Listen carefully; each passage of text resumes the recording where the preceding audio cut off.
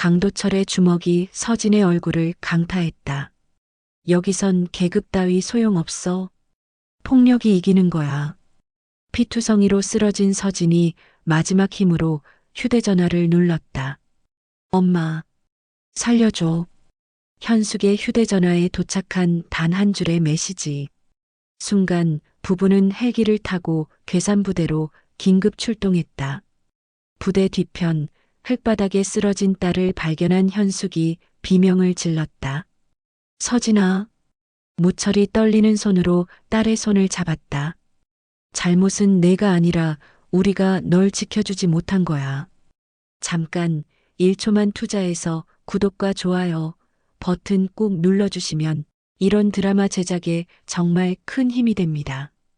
오늘 여러분께 들려드릴 이야기는 별 9개 가족이 딸을 구하기 위해 부대를 뒤흔든 이야기입니다. 지금 바로 시작하겠습니다. 전라남도 구례군 작은 시골 마을에서 맨발로 뛰어다니던 소년이 있었습니다. 박무철, 그 소년은 가난했지만 꿈만큼은 컸습니다.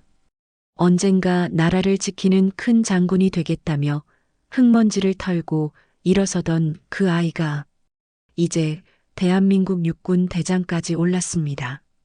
68세의 박무철은 여전히 새벽 5시에 일어나 국기에 대한 경례부터 시작했습니다. 말수는 적었지만 그의 존재감만으로도 집안 분위기가 달라졌습니다. 키 180cm의 당당한 체격에 예리한 눈빛, 그리고 깊게 패인 주름 하나하나가 모두 전쟁터에서 쌓아온 세월의 흔적이었습니다. 거실 벽에는 태극기가 정중앙에 걸려 있고 그 아래로 가족 사진들이 즐비했습니다. 모두 군복을 입은 모습들이었는데 각각의 사진마다 계급장의 별이 늘어가는 모습이 한 가족의 역사를 보여주고 있었습니다. 가장 오래된 사진은 이등병 시절의 박무철이었고 가장 최근 사진은 온 가족이 함께 찍은 것으로 별만 9개가 반짝이고 있었습니다. 여보, 커피 한 잔 드릴까요? 아침 식탁에서 김현숙이 다정하게 말했습니다. 65세의 현숙은 대한민국 최초 여성 특수전 사령관이었습니다. 삼성 장군의 계급장이 어깨를 빛내고 있었지만 집에서만큼은 그저 다정한 아내의 모습이었습니다. 단정하게 빗어넘긴 머리와 고든 자세에서 풍기는 기품은 수십 년간 쌓아온 군인 정신의 결과였습니다. 무철과 현숙 두 사람은 40년 전군 간부 교육 과정에서 만났습니다. 당시 현숙은 여군 장교 과정 수석이었고 무철은 남군 과정에서 교관을 맡고 있었습니다. 첫 만남에서부터 서로의 군인 정신에 반했고 이후 함께 조국을 위해 헌신하며 사랑을 키워왔습니다. 오늘도 국정감사 준비로 바쁘시겠어요. 현숙이 아침 신문을 정리하며 말했습니다. 일면에는 국방예산 관련 기사가 크게 실려 있었습니다. 무철은 안경을 쓰고 꼼꼼히 기사를 읽어 내려갔습니다. 요즘 젊은 국회의원들이 국방의 중요성을 너무 가볍게 생각합니다. 무철의 목소리에는 걱정이 묻어났습니다. 두 사람의 대화는 언제나 짧고 정확했습니다. 오랜 군 생활이 만들어낸 습관이었지만 그 속에는 서로를 깊이 이해하는 부부만의 교감이 흘렀습니다. 말하지 않아도 서로의 마음을 아는 사이였습니다. 거실 한쪽 서랍장 위에는 장남 박준호의 해병대 임관식 사진이 자랑스럽게 놓여 있었습니다. 40살의 준호는 해병대 소장으로 최연소 별단 장군이라는 명성이 자자했습니다. 아버지를 닮아 과묵하지만 결단력이 뛰어났고 부하들 사이에서는 공정한 지휘관, 앞장서는 리더라는 평가를 받고 있었습니다. 어렸을 때부터 아버지의 뒤를 따라 군인을 꿈꿨던 준호는 해병대 특유의 강인함과 박무철에게서 물려받은 책임감으로 뭉쳐진 완벽한 군인이었습니다. 휴대전화 알림음이 울렸습니다. 가족 단톡방 우리 가족에 메시지가 도착했습니다. 준호 아버님, 어머님 안녕하세요. 오늘 연평도 시찰 다녀옵니다. 날씨가 추우니까 건강 챙기세요. 무철 조심해서 다녀와라. 밥은 거르지 말고 챙겨 먹어라. 현숙 연평도는 바람이 세니까 따뜻하게 입고 가거라. 무리하지 말고. 그리고 잠시 후 막내 박서진의 메시지가 이어졌습니다.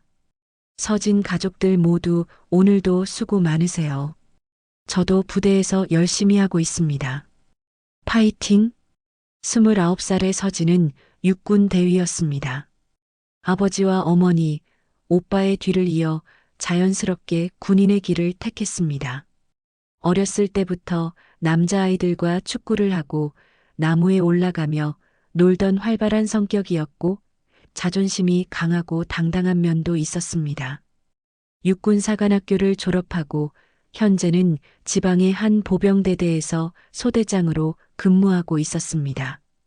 현숙이 서진의 프로필 사진을 바라보며 따뜻하게 미소 지었습니다. 군복을 입고 환하게 웃고 있는 딸의 모습이었습니다. 우리 서진이 요즘 부대 생활은 어떨까요? 여자 장교로서 힘든 일은 없을까 걱정이 됩니다. 우리 딸이니까 잘 해낼 겁니다. 하지만 요즘 세상이 예전 같지 않아서 무철이 대답했습니다.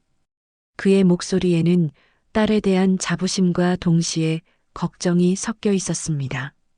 군에서 여성 장교들이 겪는 어려움을 누구보다 잘 알고 있었기 때문입니다. 두 사람은 서진이 처음 군에 입대했을 때를 떠올렸습니다. 아빠, 저도 나라를 지키고 싶어요. 우리 가족이 모두 군인인데 저만 다른 길을 갈 수는 없죠. 여자라고 못할 게 뭐 있어요? 당당하게 말하던 서진의 모습이 어제 일처럼 생생했습니다. 박무철은 신문을 덮으며 깊은 한숨을 쉬었습니다.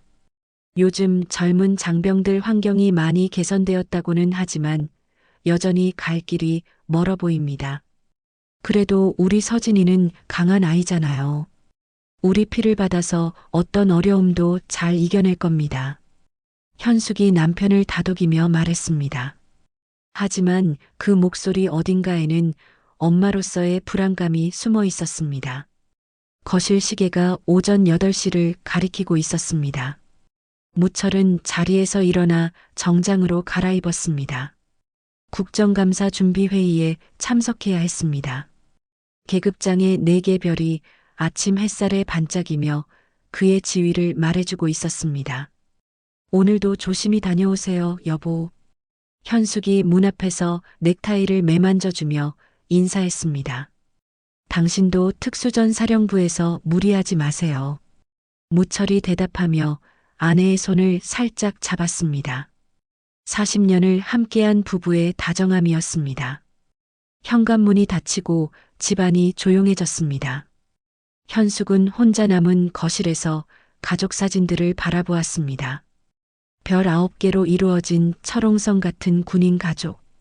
그들에게는 그 무엇보다 소중한 자부심이었습니다. 충청북도 괴산군에 위치한 제17보병대대. 산골짜기에 자리 잡은 이 부대는 평소에는 조용하기만 했습니다. 새벽 5시 반 기상 나팔이 울려 퍼지면서 하루가 시작되었습니다. 생활관 안에서는 장병들이 부산하게 움직이며 하루를 준비했습니다. 야, 박대위 또 늦었네. 한 병사가 킬킬거리며 말했습니다. 생활관 한쪽 구석, 박서진 대위가 허둥지둥 군복을 정리하고 있었습니다. 어젯밤 부대 업무 때문에 새벽 2시가 넘어서야 잠들었던 터라 몸이 무거웠습니다. 여자가 군대 와서 뭐 하려고.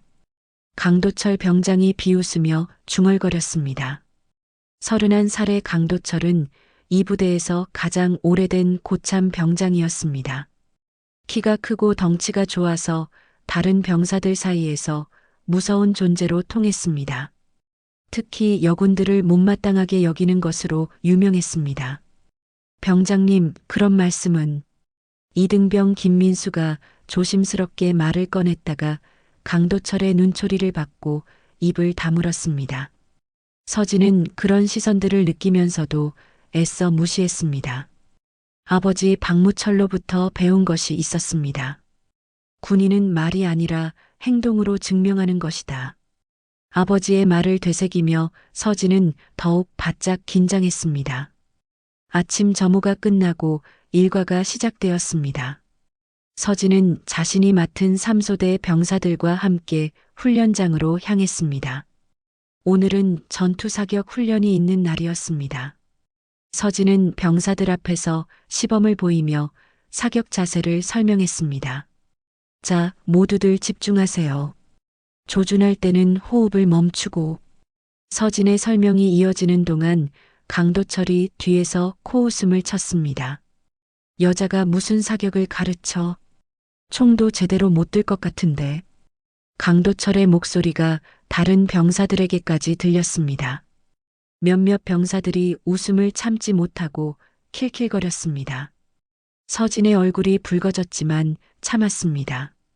하지만 마음속으로는 분노가 끓어올랐습니다.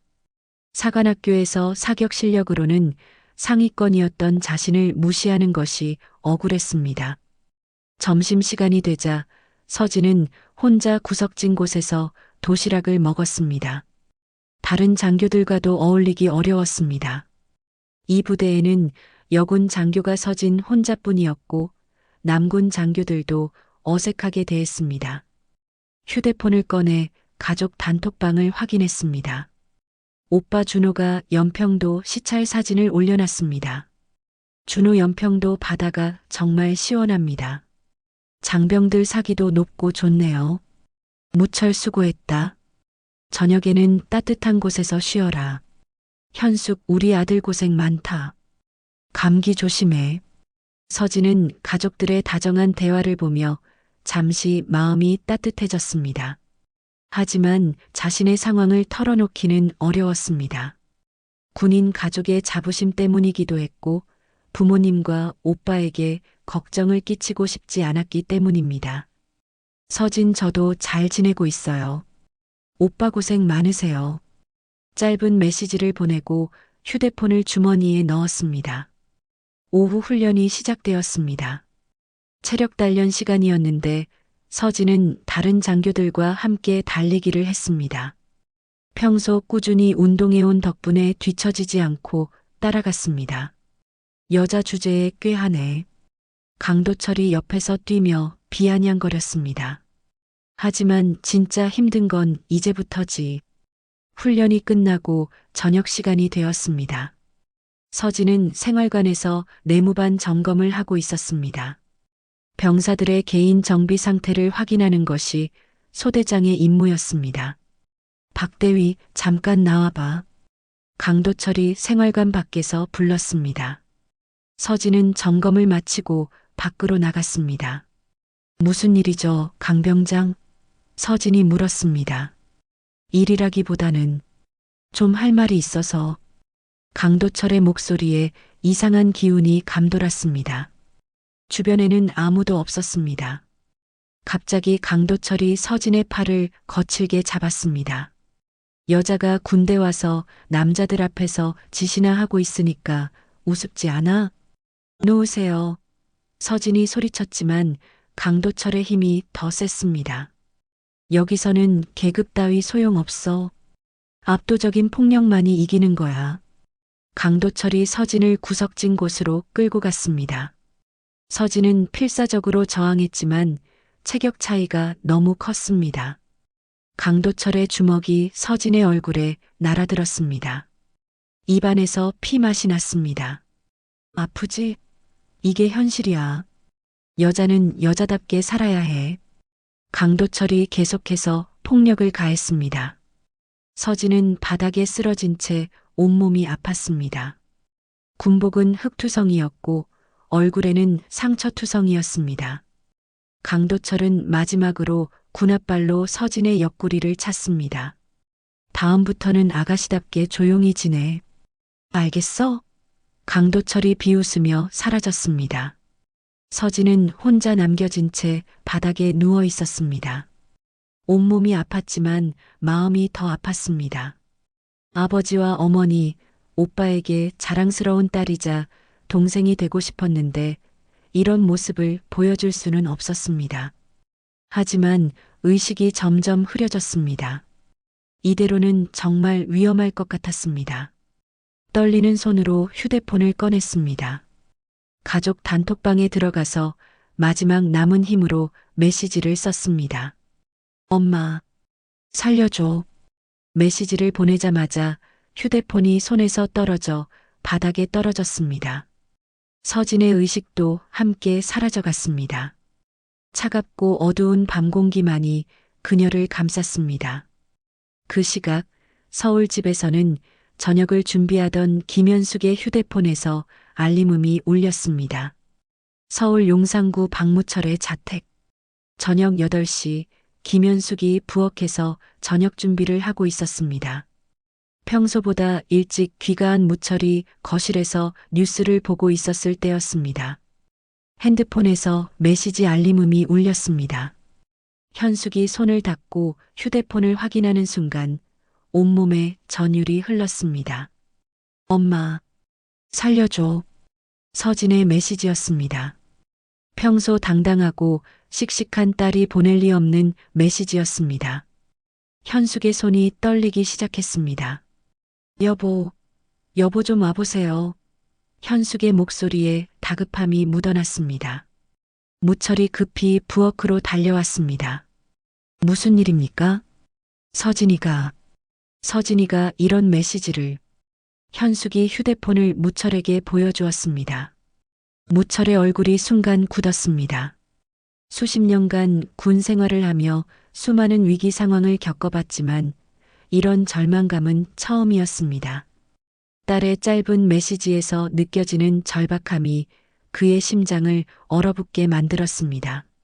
서진이한테 전화해 보세요. 현숙이 다급하게 말했습니다. 무철이 즉시 서진의 번호로 전화를 걸었습니다. 신호음만 계속 울릴 뿐 받지 않았습니다. 2번, 3번, 4번째까지 전화했지만 응답이 없었습니다. 이상합니다.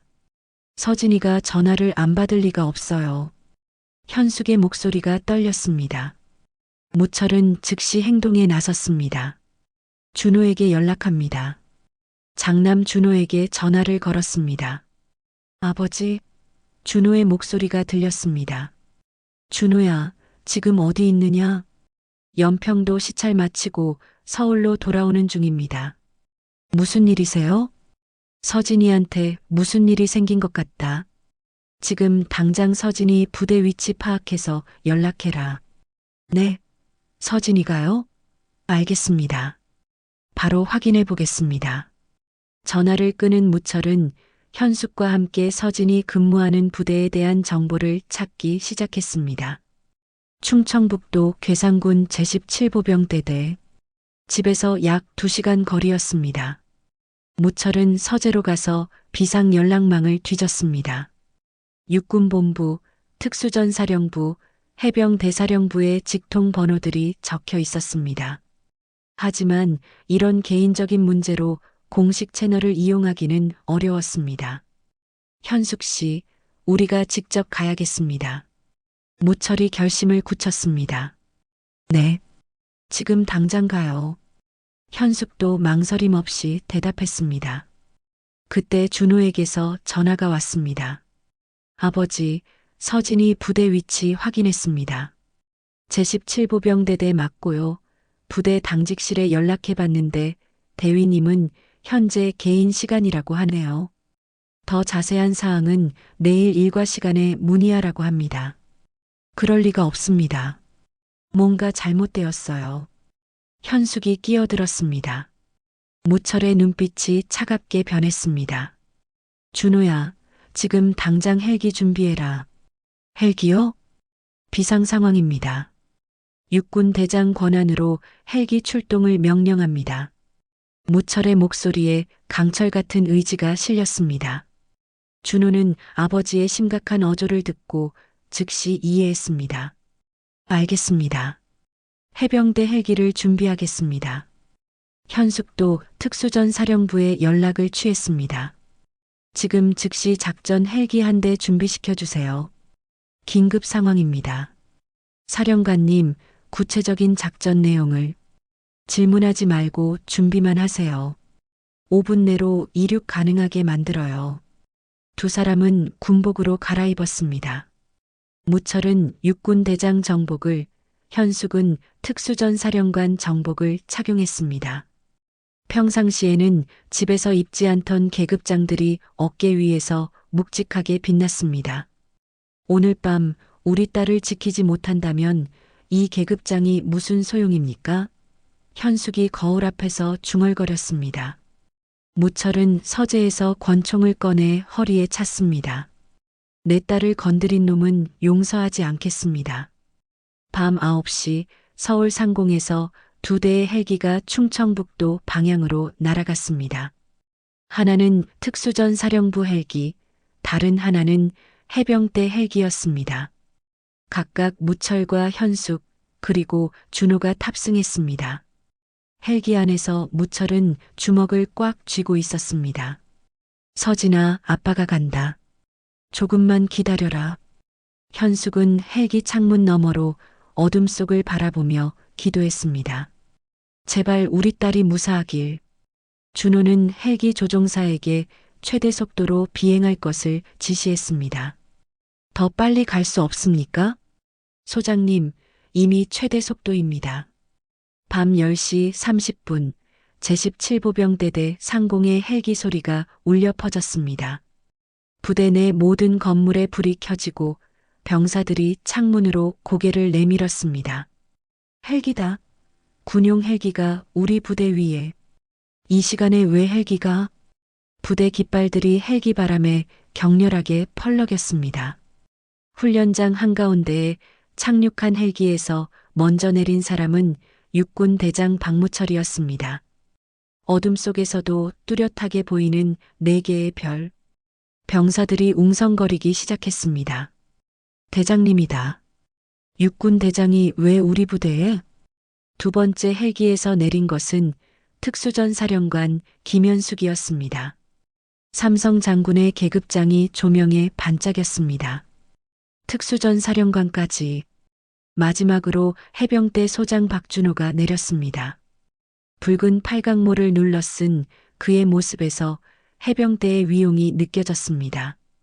부대 전체가 순식간에 술렁였습니다. 병사들은 창문에 얼굴을 바짝 붙이고 상황을 지켜보았습니다.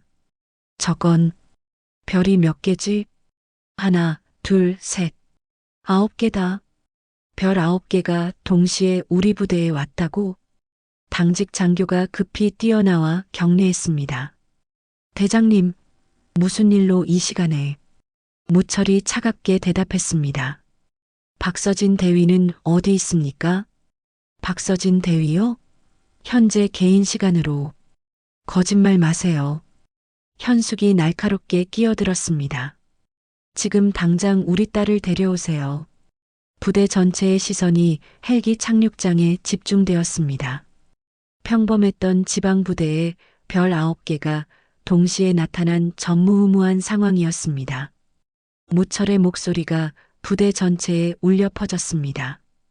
오늘 밤 내 딸에게 무슨 일이 일어났는지 반드시 밝혀내겠습니다.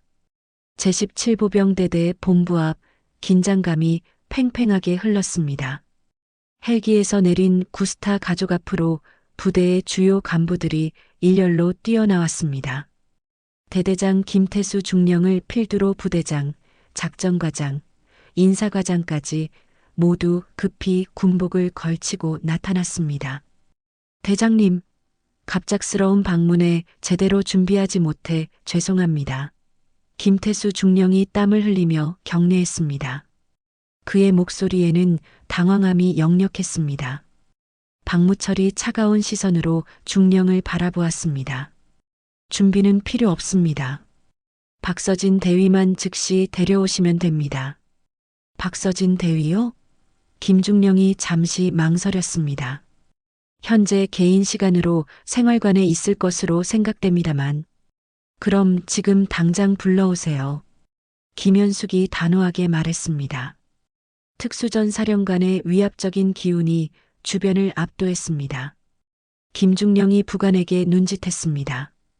박서진 대위 즉시 호출해 부관이 뛰어가는 사이 박준호가 팔을 끼고 서 있었습니다. 해병대 소장의 붉은 팔각모가 조명 아래에서 더욱 위압적으로 보였습니다. 아버지, 뭔가 이상합니다. 부대 분위기가 어수선해요. 주변에서 구경하던 병사들 사이로 강도철이 슬그머니 섞여들었습니다. 몇 시간 전 서진을 폭행한 장본인이었지만 태연하게 다른 병사들과 함께 상황을 지켜보고 있었습니다. 야, 저게 진짜 대장님이냐? 한 병사가 속삭였습니다. 별 4개 보이지? 그리고 저 여자분은 삼성 장군이고 다른 병사가 대답했습니다. 근데 왜 박대위 때문에 이런 큰 인물들이 왔을까? 강도철이 씩 웃으며 끼어들었습니다. 별거 아닐 거야. 그냥 가족이 걱정돼서 온 거 아니야? 잠시 후 부관이 당황한 표정으로 돌아왔습니다. 중령님, 박서진 대위가 생활관에 없습니다. 없다고요? 김중령의 목소리가 높아졌습니다. 네, 생활관 전체를 다 찾아봤는데 보이지 않습니다. 무철의 얼굴이 점점 굳어졌습니다. 내 딸이 없다는 게 무슨 말입니까? 김중령이 급히 다른 장교들에게 지시했습니다. 전 부대 수색해. 박서진 대위 즉시 찾아와. 현숙이 한 걸음 앞으로 나섰습니다. 중령, 솔직히 말씀해 주세요. 우리 딸에게 무슨 일이 있었습니까? 그런 일은 절대 없습니다. 사령관님. 이 부대는 모범부대로. 모범부대? 준호가 비웃었습니다. 모범부대에서 장교가 실종됩니까? 김중령이 식은땀을 흘리며 변명했습니다. 아마 개인적인 용무로 잠시 외출했을 수도. 외출? 무철의 목소리가 천둥처럼 울렸습니다. 군부대에서 밤 11시에 무단 외출을 했다는 말입니까? 그 사이 김중령이 다른 장교들과 급히 회의를 하고 있었습니다. 이 일이 상부에 알려지면 우리 부대는 끝장입니다. 김중령이 땀을 흘리며 말했습니다.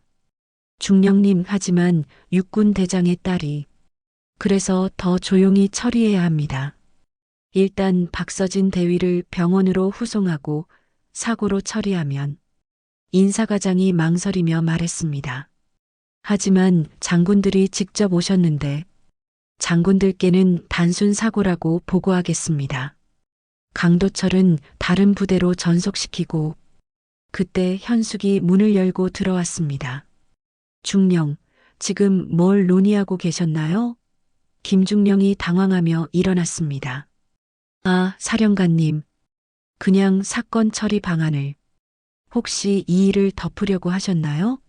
현숙의 목소리가 차가워졌습니다. 주변 간부들이 웅성거리기 시작했습니다. 상황이 심상치 않다는 것을 모두가 느끼고 있었습니다. 작전과장이 조심스럽게 말했습니다.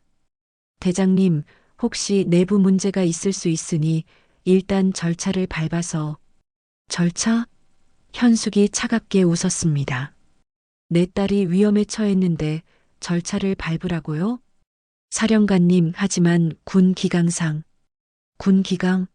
무철이 성을 냈습니다. 내 딸을 지키지 못하면서 무슨 군 기강을 말하는 겁니까? 준호가 앞으로 나서며 김중령을 노려보았습니다. 중령, 지금 당장 이 부대에서 무슨 일이 일어났는지 설명하세요.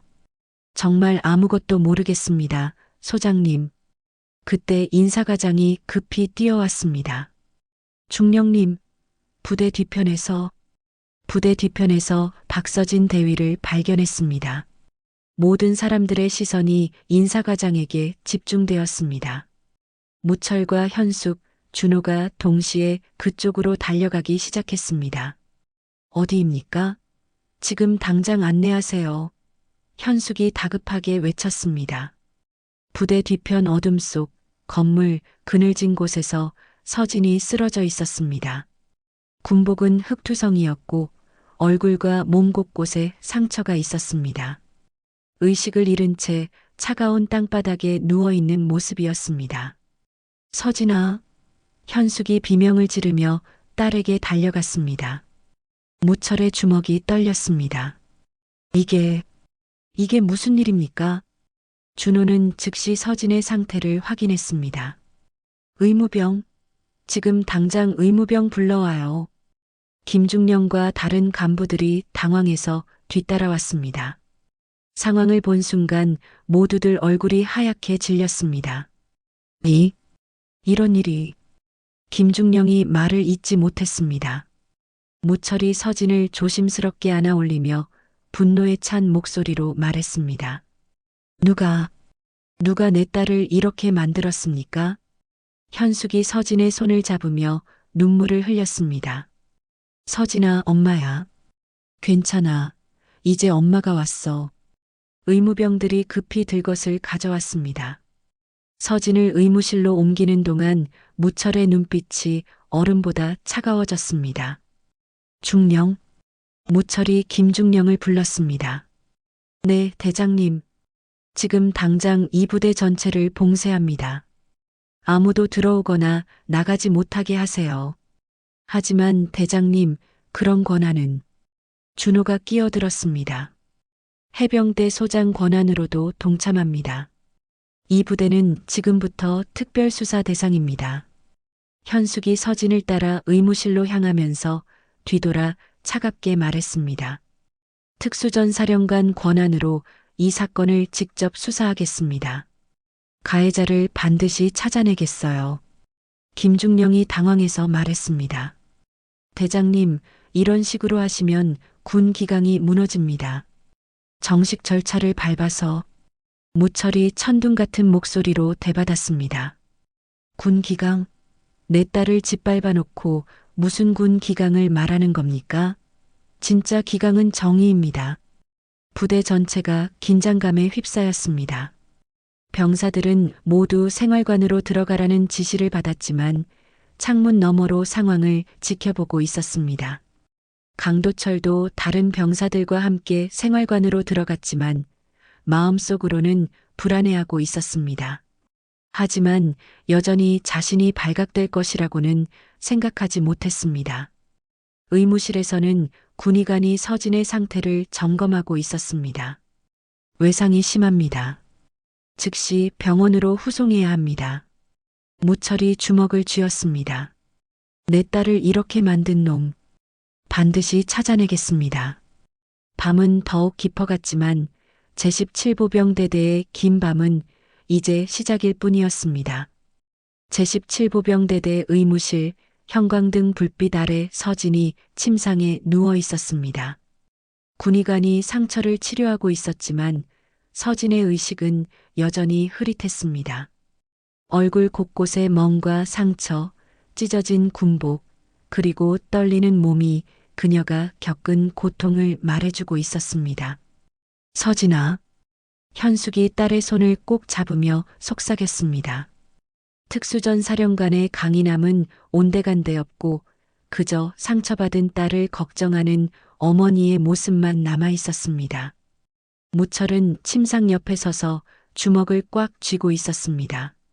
수십 년간 전쟁터를 누빈 그였지만 자신의 딸이 이런 모습으로 누워 있는 것을 보니 가슴이 찢어지는 것 같았습니다.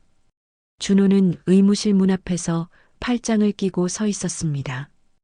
해병대 소장으로서의 냉정함을 유지하려 했지만 눈빛 깊숙한 곳에서는 분노의 불꽃이 타오르고 있었습니다. 의관, 상태가 어떻습니까? 무철이 낮은 목소리로 물었습니다. 외상이 심합니다. 얼굴과 몸 곳곳에 타박상이 있고 갈비뼈에도 손상이 의심됩니다. 정밀 검사를 위해서는 큰 병원으로 후송이 필요합니다. 군의관이 심각한 표정으로 대답했습니다. 그때 서진이 천천히 눈을 떴습니다. 초점 없는 눈동자가 천장을 바라보다가 옆에 있는 가족들을 발견했습니다. 엄마, 아빠. 서진의 목소리는 가늘고 떨렸습니다. 서진아, 괜찮아. 엄마가 여기 있어. 현숙이 딸의 머리를 쓰다듬으며 안정시켰습니다. 서진의 눈에서 눈물이 흘러내렸습니다. 미안해요. 엄마, 아빠. 제가 약해서 이런 꼴을 당했어요. 무슨 소리야. 넌 잘못한 게 없어. 무철이 딸의 손을 잡으며 말했습니다. 그의 목소리도 떨리고 있었습니다. 우리 가족의 자존심을 지키지 못했어요. 군인으로서 실격이에요. 서진이 고개를 돌리며 말했습니다. 준호가 한 걸음 다가와서 말했습니다. 서진아, 너는 우리 가족의 자랑이야. 잘못은 너를 해친 놈에게 있어. 그때 의무실 문이 열리며 김태수 중령이 조심스럽게 들어왔습니다. 대장님, 사건 조사를 위해 박서진 대위에게 몇 가지 질문을. 지금은 안 됩니다. 현숙이 단호하게 막았습니다. 우리 딸 상태를 보세요. 하지만 빠른 조사를 위해서는 무철이 김중령을 노려보았습니다. 중령, 가해자부터 찾아내세요. 내 딸 상태는 내가 챙기겠습니다. 김중령이 물러나고 다시 가족만 남은 의무실에서 서진이 힘겹게 입을 열었습니다. 강도철 병장이었어요. 서진의 목소리가 떨렸습니다. 세 사람의 시선이 동시에 서진에게 집중되었습니다. 강도철? 준호가 이름을 반복했습니다. 평소부터 저를 못마땅하게 여겼어요. 여자가 군대에 와서 남자들한테 지시한다고. 오늘 저녁에 저를 불러내서. 서진이 말을 잇지 못했습니다. 현숙의 얼굴이 하얗게 변했습니다. 그놈이 널 주먹으로 때리고 발로 차고. 서진의 목소리가 점점 작아졌습니다. 여자는 여자답게 살아야 한다고. 여기서는 주먹이 센 놈이 이기는 거라고. 무철의 눈빛이 얼음처럼 차가워졌습니다. 강도철 병장. 아빠, 제가 약해서 그런 거예요. 군인으로서 자격이 없는 거예요. 서진이 자책했습니다. 아니야. 무철이 딸의 어깨를 잡았습니다. 잘못은 널 괴롭힌 그놈에게 있어. 넌 우리의 자랑스러운 딸이야. 의무실 밖에서는 김중령이 다른 간부들과 급히 회의를 하고 있었습니다. 강도철 병장을 즉시 격리 조사해야 합니다. 인사과장이 말했습니다. 하지만 박서진 대위의 일방적인 주장만으로는 작전과장이 망설였습니다. 지금이 그런 말할 때입니까? 김중령이 화를 냈습니다. 육군 대장의 딸이 다쳤는데. 그 시각 생활관에서는 강도철이 다른 병사들과 함께 있었습니다. 겉으로는 태연해 보였지만 속으로는 불안해하고 있었습니다. 야, 무슨 일이길래 헬기까지 왔을까? 한 병사가 물었습니다. 글쎄, 박대위가 사고라도 났나? 다른 병사가 대답했습니다. 강도철이 씩 웃으며 말했습니다. 별거 아닐 거야. 그냥 가족이 걱정돼서 온 거 아니야? 하지만 그의 목소리에는 떨림이 있었습니다. 서진이 깨어나서 자신의 이름을 말할까봐 두려웠습니다. 의무실로 다시 돌아가서 현숙이 서진의 이마에 손을 대며 말했습니다. 우리 딸, 이제 걱정하지 마. 엄마 아빠가 다 해결해 줄게. 정말 괜찮을까요? 서진이 불안해했습니다. 준호가 확신에 찬 목소리로 말했습니다. 해병대의 이름을 걸고 약속하겠어. 널 해친 놈은 반드시 대가를 치르게 하겠다. 무철이 창밖을 바라보며 중얼거렸습니다.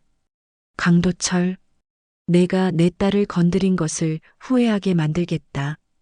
밤이 더욱 깊어가는 가운데 의무실에서는 가족의 사랑이 상처받은 서진을 감쌌습니다. 하지만 동시에 복수의 불꽃도 타오르고 있었습니다. 서진아, 이제 푹 쉬어라. 아빠가 모든 걸 해결해 줄게. 무철이 딸에게 약속했습니다. 현숙이 서진의 손을 꼭 잡으며 말했습니다. 우리 딸이 이런 고통을 당하게 한 걸 절대 용서하지 않겠어요. 창밖으로는 여전히 부대 곳곳에 불이 켜져 있었습니다. 병사들과 간부들 모두 이 사건의 심각성을 깨닫고 있었습니다. 별 9개의 가족이 움직였고 이제 진짜 폭풍이 몰아칠 것이었습니다. 서진이 다시 눈을 감으며 힘없이 말했습니다. 고마워요. 가족들이 있어서. 그 말에 세 사람 모두의 마음이 더욱 단단해졌습니다. 강도철에 대한 응징은 이제 시간 문제였습니다. 새벽 2시 제17보병대대는 여전히 긴장감에 휩싸여 있었습니다. 의무실에서는 서진이 진통제를 맞고 잠들어 있었고 무철은 딸 곁을 지키며 밤을 새우고 있었습니다. 현숙과 준호는 부대 본부에서 김태수 중령과 강도철의 신병 확보에 대해 논의하고 있었습니다. 무철은 조용히 서재에서 가져온 낡은 가죽 지갑을 꺼냈습니다. 지갑 안에는 45년 전 이등병 시절부터 지켜온 군번줄이 들어 있었습니다. 빛바랜 천으로 만들어진 그 군번줄에는 세월의 흔적과 함께 그의 모든 군 생활이 담겨 있었습니다. 789102 무철이 군번을 중얼거렸습니다. 전라도 시골 가난한 농부의 아들이었던 자신이 대한민국 육군 대장까지 오르게 해준 숫자였습니다. 군번줄을 만지작거리며 무철은 과거를 떠올렸습니다. 19살 때 처음 군에 입대했을 당시 신발도 제대로 없어서 집신을 신고 왔던 자신을 선임들이 놀렸던 기억이 났습니다. 하지만 포기하지 않았습니다. 나는 가난한 시골 청년이지만 나라를 위해 싸우겠다는 각오로 모든 어려움을 이겨냈습니다. 그때는 내가 나라를 지키는 것이 목표였는데 무철이 서진을 바라보며 속삭였습니다. 이제는 내 딸을 지키는 것이 내 마지막 임무다. 그는 군번줄을 목에 걸었습니다. 오랜만에 느끼는 그 무게감이 새로웠습니다.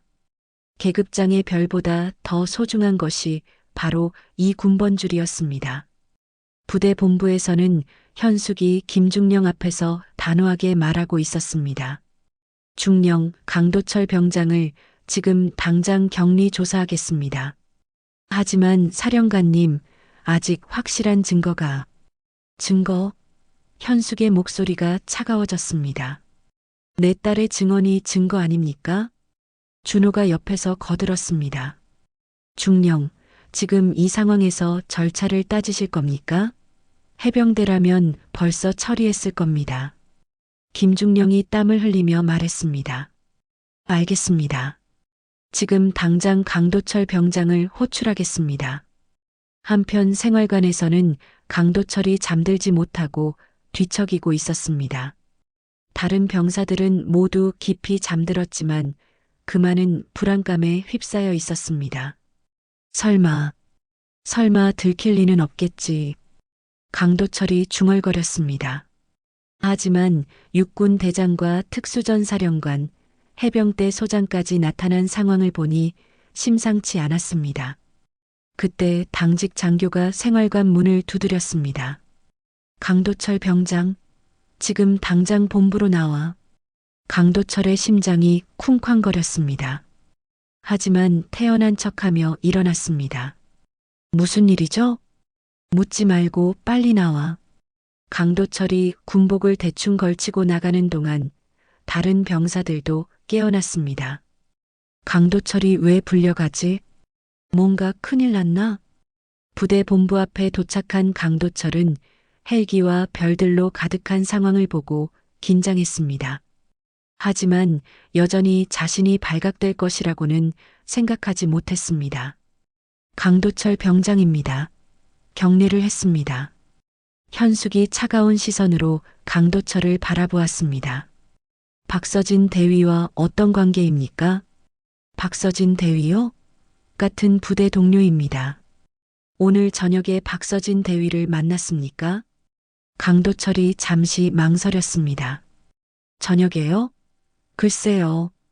기억이 준호가 한 걸음 앞으로 나섰습니다. 기억이 안 난다고요? 몇 시간 전 일인데? 정말 기억이 나지 않습니다. 소장님. 그때 의무실에서 무철이 나왔습니다. 목에는 낡은 군번줄이 걸려 있었습니다. 그의 모습을 본 모든 사람들이 숨을 죽였습니다. 육군 대장의 군번줄은 전설 같은 존재였습니다. 무철이 강도철 앞에 섰습니다. 두 사람의 키 차이는 거의 없었지만 기세에서는 하늘과 땅 차이였습니다. 강도철 병장, 네, 대장님. 내 딸이 당신 이름을 말했습니다. 강도철의 얼굴이 순간 굳었습니다. 하지만 여전히 부인했습니다. 저는 정말 모르겠습니다, 대장님. 박서진 대위와는 업무상 관계뿐입니다. 무철이 군번줄을 만지작거리며 말했습니다. 이 군번줄을 아십니까? 네. 내가 19살에 처음 받은 군번줄입니다. 45년 동안 지켜온 것이죠. 강도철이 이해하지 못하겠다는 표정을 지었습니다. 무철이 계속 말했습니다. 이 군번줄은 내가 군인으로서 지켜온 모든 가치를 담고 있습니다. 조국 수호, 국민 보호, 그리고 정의. 대장님. 하지만 정작 내 딸은 지키지 못했습니다. 무철의 목소리가 떨렸습니다. 내가 평생 바쳐서 지켜온 이 군대에서 내 딸이 폭행을 당했습니다. 현숙이 옆에서 말했습니다. 여보, 이제 그만하세요. 우리가 직접 해결합시다. 아니요. 무철이 고개를 저었습니다. 이건 개인적인 문제가 아닙니다. 군인 정신의 문제입니다. 준호도 아버지 옆에 섰습니다. 아버지 말씀이 맞습니다. 이건 우리 가족만의 문제가 아니에요. 무철이 강도철을 똑바로 바라보며 말했습니다. 강도철 병장, 마지막으로 묻겠습니다. 정말 내 딸과 무관합니까? 강도철이 거짓말을 계속했습니다. 네, 정말 모릅니다. 그 순간 무철의 눈빛이 변했습니다. 45년 군 생활의 모든 경험이 응축된 시선이었습니다. 그렇다면 무철이 군번줄을 꽉 쥐었습니다. 내가 직접 진실을 밝혀내겠습니다. 현숙이 남편의 손을 잡았습니다. 여보, 우리 함께해요. 준호도 말했습니다. 아버지, 해병대의 이름으로 함께하겠습니다. 세 사람이 하나가 되는 순간이었습니다. 별 9개의 힘이 하나로 모아지는 순간이었습니다. 무철이 마지막으로 말했습니다. 강도철 병장, 당신은 군인이 지켜야 할 가장 기본적인 것을 잊었습니다. 약자를 보호하는 것이 군인의 첫 번째 의무라는 것을. 강도철의 얼굴에 식은땀이 흘렀습니다. 상황이 자신에게 불리하게 돌아가고 있다는 것을 느꼈습니다. 새벽 공기가 차갑게 흘렀지만 부대 안의 긴장감은 더욱 뜨거워졌습니다. 진실을 향한 마지막 단계가 다가오고 있었습니다. 새벽 3시 제17보병대대 훈련장. 강도철은 여전히 거짓말을 고집하고 있었지만 점점 궁지에 몰리고 있었습니다. 부대 전체가 긴장감에 휩싸인 가운데 무철은 결정적인 순간을 위해 준비하고 있었습니다. 강도철 병장, 정말 마지막 기회입니다. 현숙이 차가운 목소리로 말했습니다. 지금이라도 솔직히 말하면 선처를 고려하겠습니다. 강도철이 여전히 고개를 저었습니다. 정말 모르겠습니다, 사령관님. 저는 박서진 대위와 개인적인 일은 없었습니다. 준호가 참지 못하고 앞으로 나섰습니다. 이놈이 끝까지 거짓말을 하네요. 무철이 준호를 제지했습니다. 잠깐, 준호야. 그리고 김태수 중령에게 지시했습니다. 중령, 강도철 병장의 생활관을 수색하세요. 그리고 오늘 저녁 이후 그의 행동을 확인할 수 있는 모든 자료를 가져오세요. 네, 대장님. 잠시 후 부관들이 강도철의 개인 소지품들을 가져왔습니다. 그 중에는 혈흔이 묻은 군복과 손목시계가 있었습니다. 현숙이 그것들을 보며 말했습니다. 이 혈흔을 감정하면 우리 딸의 것인지 확인할 수 있겠네요. 강도철의 얼굴이 창백해졌습니다. 하지만 여전히 부인했습니다. 그건 제가 훈련 중에 다쳐서. 훈련 중에? 준호가 비웃었습니다. 오늘 저녁에는 훈련이 없었는데요. 그때 한 병사가 급히 뛰어왔습니다. 중령님, 생활관에서 이런 것을 발견했습니다. 병사가 가져온 것은 서진의 계급장이었습니다. 대위 계급장 하나가 강도철의 침대 밑에서 발견된 것이었습니다. 무철의 눈빛이 얼음처럼 차가워졌습니다. 이것은 무엇입니까? 강도철 병장? 강도철이 당황하며 말했습니다. 그건 저도 모르겠습니다. 누가 제 침대에, 누가 당신 침대에 박서진 대위의 계급장을 숨겨놨다는 말입니까? 현숙의 목소리가 날카로워졌습니다.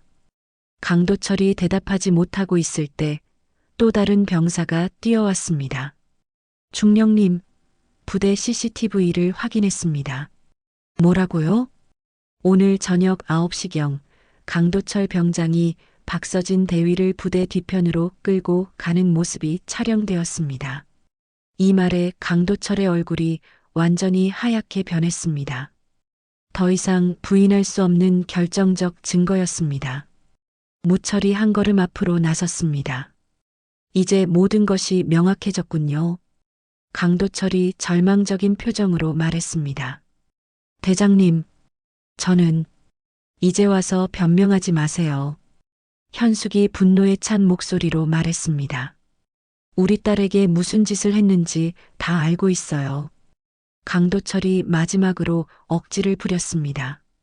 그래요. 제가 했어요. 하지만 그게 뭐 어쨌다는 거죠? 여자가 군대 와서 남자들 앞에서 짓이나 하고 있으니까 가르쳐 준 거예요. 이 말에 주변의 모든 사람들이 경악했습니다. 강도철의 본성이 드러나는 순간이었습니다. 내 아버지가 대장이면 난 대통령이다. 강도철이 완전히 이성을 잃고 소리쳤습니다. 그 순간 무철의 분노가 폭발했습니다. 45년 군 생활을 통해 쌓아온 모든 인내심이 한순간에 무너졌습니다. 넌, 무철이 낮고 무서운 목소리로 말했습니다. 넌 약자만 짓밟는 하찮은 병장이야. 강도철이 비웃으며 대들었습니다. 하찮은 병장이라고요? 여기서는 주먹이 센 놈이 이기는 거예요. 박서진도 결국 제 주먹 앞에서 무릎 꿇었어요. 이 말에 현숙이 참지 못하고 앞으로 나섰습니다. 이놈이. 하지만 무철이 현숙을 제지했습니다. 아니요, 현숙 씨. 이건 내가 처리하겠습니다. 무철이 강도철 앞에 바짝 다가섰습니다.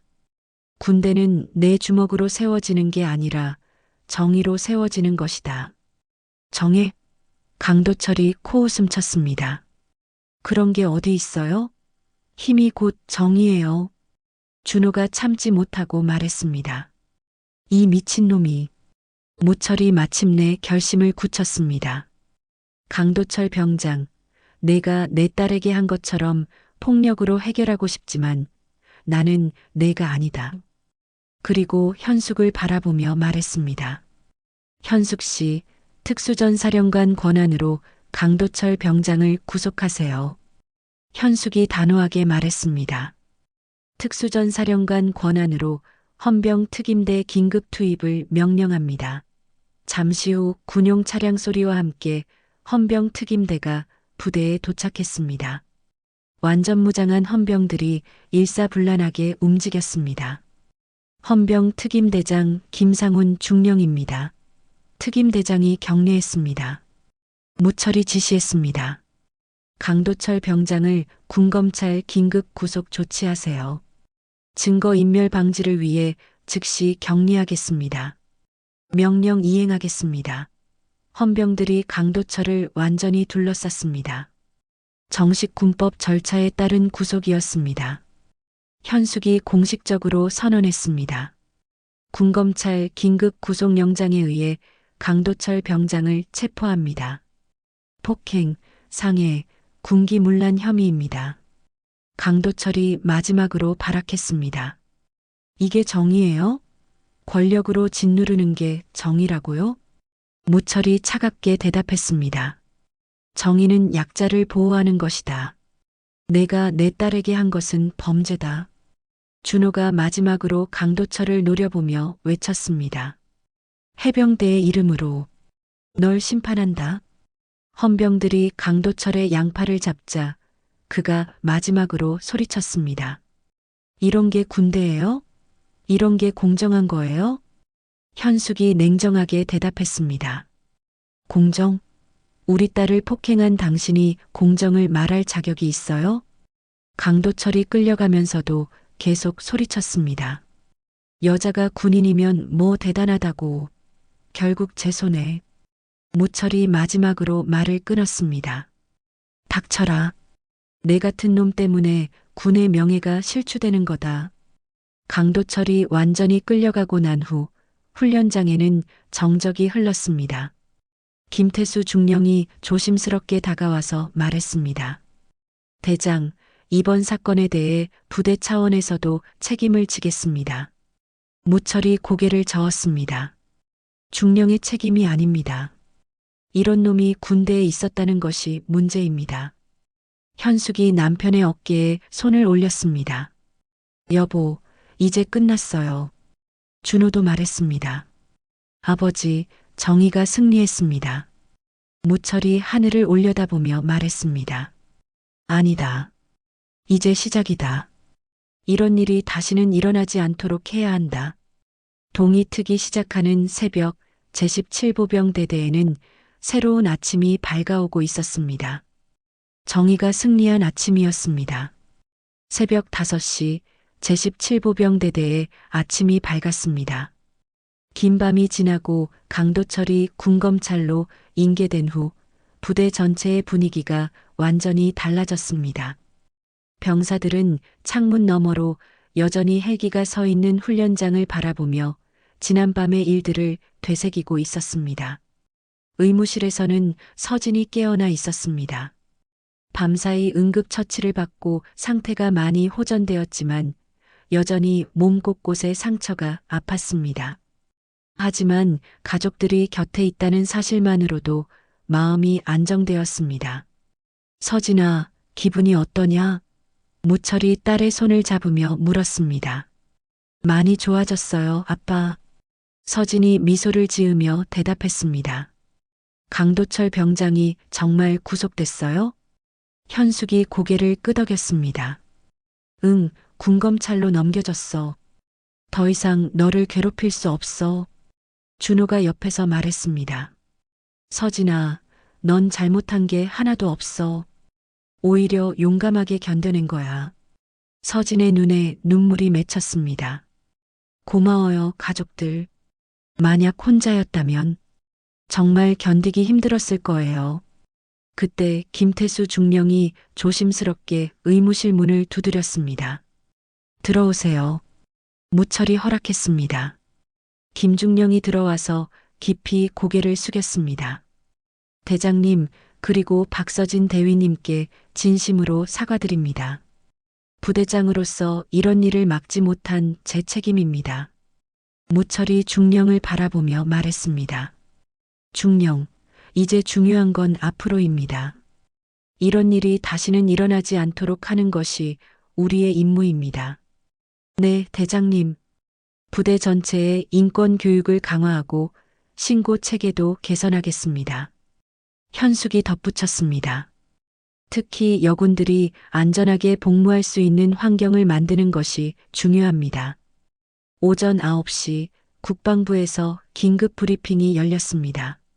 제17보병대대에서 일어난 사건이 언론에 보도되기 시작했습니다.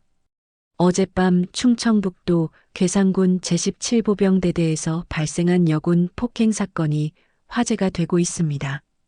피해자는 박무철 육군대장의 딸인 박서진 대위로 알려졌으며 뉴스 앵커의 목소리가 전국에 울려 퍼졌습니다. 이 사건은 단순한 개인적 갈등이 아닌 군 내부의 구조적 문제를 드러낸 것으로 분석됩니다. 특히 별 9개의 가족이 직접 나서서 정의를 실현한 점이 주목받고 있습니다. 서울 용산구의 박무철 자택에서는 오후에 가족들이 모두 모였습니다. 서진은 병원 검사를 마치고 집으로 돌아왔습니다. 거실에는 태극기가 여전히 정중앙에 걸려 있었고 가족 사진들도 그대로였습니다. 서진아, 이제 어떻게 할 거냐? 무철이 딸에게 물었습니다. 서진이 잠시 생각한 후 대답했습니다. 계속 군인으로 살고 싶어요, 아빠. 이번 일 때문에 포기할 수는 없어요. 현숙이 딸을 안으며 말했습니다. 그래, 우리 딸답다. 하지만 무리하지는 마라. 준호가 말했습니다. 서진아, 내가 이번에 보여준 용기가 다른 여군들에게도 희망이 될 거야. 저녁 시간 가족들은 함께 식사를 했습니다. 오랜만에 네 사람이 모두 모인 자리였습니다. 아버지, 서진이 조심스럽게 말을 꺼냈습니다. 응? 이번 일로 아버지와 어머니, 오빠가 받을 부담이 걱정돼요. 저 때문에. 무철이 딸의 말을 끊었습니다. 서진아, 우리는 가족이다. 가족은 서로를 지키는 거야. 현숙도 말했습니다. 맞아. 우리가 군인이기 전에 가족이야. 너를 지키는 것은 당연한 일이었어. 휴대폰에서 메시지 알림음이 울렸습니다. 가족 단톡방 우리 가족의 새로운 메시지들이 도착했습니다. 무철 오늘부터 우리 가족은 새롭게 시작합니다. 현숙 어려움이 있어도 함께 이겨내자. 준호 우리는 하나다. 별 9개의 힘을 보여줬다. 서진 고마워요, 가족들. 사랑해요. 밤이 되자 무철은 서재에서 일기를 썼습니다. 오늘 나는 육군 대장이기 전에 아버지였다. 딸을 지키는 것이 나라를 지키는 것보다 더 중요했다. 군인은 나라를 지키는 동시에 자신의 가정, 모든 국민의 아들, 딸을 지켜야 한다는 것을 깨달았다. 그것이 진짜 군인 정신이다. 현숙도 자신의 일기장에 적었습니다. 특수전 사령관으로서 많은 작전을 수행했지만 오늘처럼 의미 있는 작전은 없었다. 내 딸을 구한 것이 가장 성공적인 작전이었다. 앞으로 모든 여군들이 안전하게 복무할 수 있도록 더욱 노력해야겠다. 준호는 연평도에서 가져온 조개 껍데기를 보며 생각했습니다. 해병대의 이름으로 가족을 지켰다. 이것이 진정한 해병 정신이다. 강한 것은 약한 것을 보호할 때 의미가 있다. 서진은 침대에 누워 천장을 바라보며 다짐했습니다. 이번 일로 더 강해졌다. 나 같은 일을 겪는 후배들이 없도록 모범이 되는 군인이 되겠다. 한 달 후 군법정에서 강도철의 재판이 열렸습니다. 법정에는 박무철 가족과 함께 서진이 증인으로 출석했습니다. 재판장이 서진에게 물었습니다. 피해자 박서진 대위, 사건 당일 상황을 진술해 주시기 바랍니다. 서진이 당당하게 일어섰습니다. 네, 재판장님. 저는 그날 밤 강도철 병장에게 폭행을 당했습니다. 하지만 저는 더 이상 피해자가 아닙니다. 법정이 조용해졌습니다. 서진이 계속 말했습니다.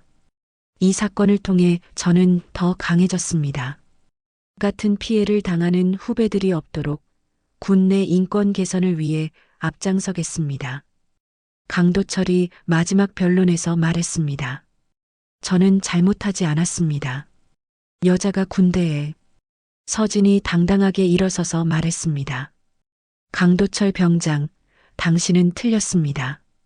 진정한 군인은 성별이 아니라 정신으로 증명되는 것입니다. 재판장이 최종 판결을 내렸습니다. 피고인 강도철에게 징역 15년을 선고합니다. 법정에서 그는 마지막까지 자신의 잘못을 인정하지 않았지만 정의는 승리했습니다. 제17보병대대는 모범부대로 거듭났습니다. 인권 교육이 강화되고 여군들을 위한 안전시설도 확충되었습니다. 김태수 중령은 부대 개선에 앞장서며 진정한 지휘관의 모습을 보여주었습니다. 박무철 가족의 이야기는 전군에 퍼져나갔습니다. 가족의 사랑과 정의의 힘이 어둠을 이긴 이야기로 기억되었습니다. 거실에서 네 사람이 함께 뉴스를 보고 있었습니다. 국내 인권 개선 방안이 발표되었습니다. 이번 조치로 더 이상 이런 일이 발생하지 않을 것으로 기대됩니다. 무철이 태극기를 바라보며 말했습니다. 이제 진짜 변화가 시작됐다. 현숙이 서진의 어깨에 손을 올렸습니다. 우리 딸이 만든 변화야. 준호가 말했습니다. 별 9개가 함께 만든 기적이다. 법정을 나오며 서진이 가족들에게 말했습니다. 이제 정말 끝났어요. 저는 이 일을 계기로 더욱 강한 군인이 되었습니다. 무철이 딸을 안으며 말했습니다. 서진아, 내가 진짜 승리자다. 현숙이 말했습니다. 우리 딸이 다른 여군들에게 희망이 되었어. 준호가 말했습니다. 이제 너는 진정한 전사가 되었다. 서진이 환하게 웃으며 말했습니다. 가족들 덕분이에요.